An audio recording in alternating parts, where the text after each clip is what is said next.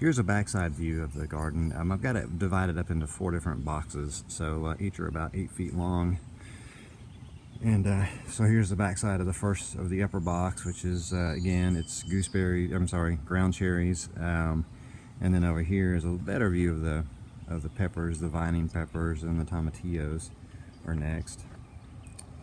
And then in this next section, again, you got the jubilees on the left, and then the Big Red and 4th of July in the middle, and then the cherries are on the right side. And then here, this box is cucumbers, and they're growing up. Like, I need to tuck one of them in.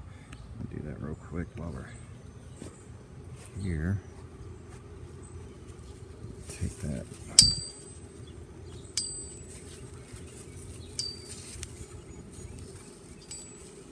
Hard to do this one-handed. Okay, come back to that later. Those are the cucumbers.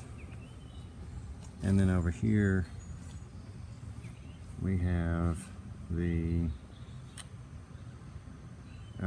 squash and the green beans and the okra. So I think I planted all these on May 8th or 9th, and today is July 4th, so there's your standard there.